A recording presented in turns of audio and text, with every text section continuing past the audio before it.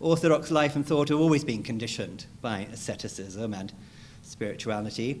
In our section, we work with a fairly broad definition of asceticism, to include all of the many ways in which Orthodox Christians have historically sought to prepare and train themselves for the kingdom in body, mind, and spirit.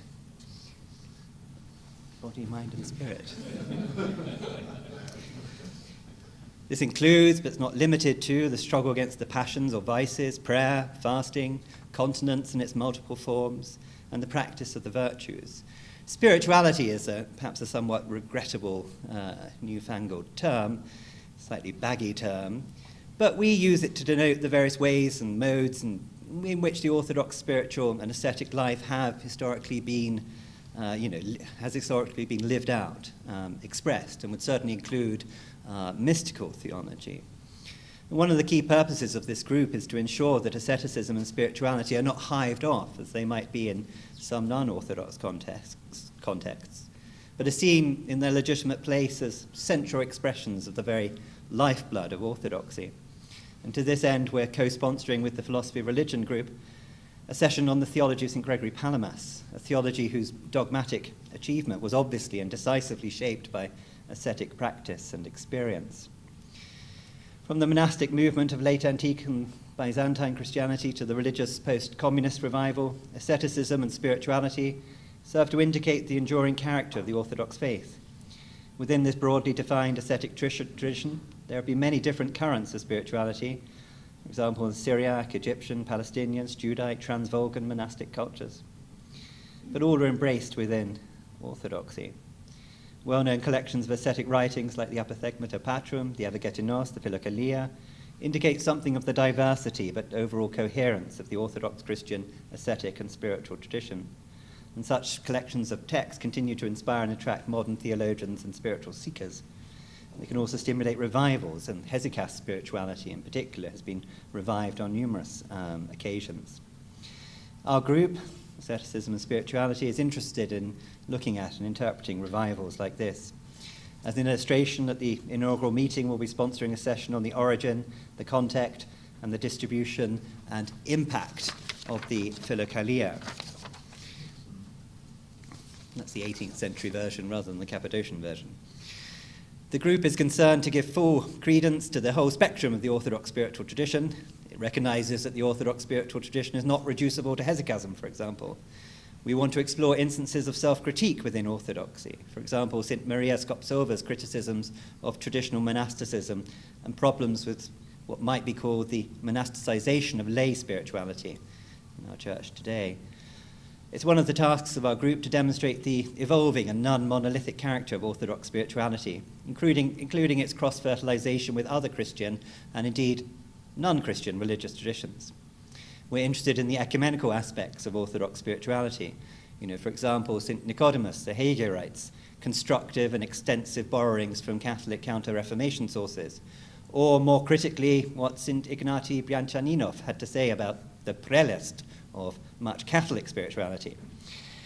We aim to map out and make visible new research in this broad and important field, bringing together theologians, church historians, and all those who study early and modern forms of Orthodox spirituality and ascetic practice, and mystical theology, and to create a lively and thoughtful forum for reflection on the state of research in the field and its further developments. And as illustrations of some of these further developments, I turn to three further problematics, which will be introduced by my co-chair, Irina Paert. Theology is a realm of prayer. The maxim of Evagrius, which many of you know, if you are a theologian, you pray in truth. If you pray in truth, you are a theologian, is often used to emphasize the gap between scholastic or rationalist, speculative theology, knowledge about God on the one hand, and practical and mystical theology, knowledge of God on the other. So this juxtaposition is often much overdone, and in fact, these two approaches coexist in creative tension. So the second problem is asceticism as a model for construction of national identity. Despite the fact that origins of Orthodox asceticism in the early centuries of Christian history, in some Orthodox contexts it become possible to monopolize this common heritage and for single nationalist purposes. For example, in Russia, both spiritual elders and asceticism in general have been considered to be the practice of national and confessional identity, a method of life that both generates and embodies a specifically Russian Orthodox mindset.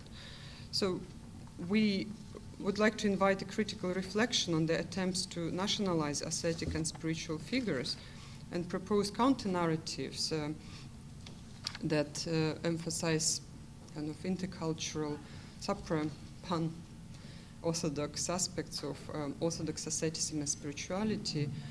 One focus could be on the multinational, multilingual character of various monastic and ascetic milieus, like Mount Athos or Paisi Velichkovsky's community, or some modern Orthodox communities in the West, which have this kind of denationalized perspective. And the third aspect is the tension between what can be called as vita activa and vita contemplativa. So the, again, apparent juxtaposition of these two in Orthodox life have been continued throughout Christian history, and you can think about the Josephites and non-possessors, and so the emphasis on withdrawal from the world or active service to the world, and I believe that this continues today. So what we need to ask is to what extent the contemplative dimension of the spiritual life is depoliticized.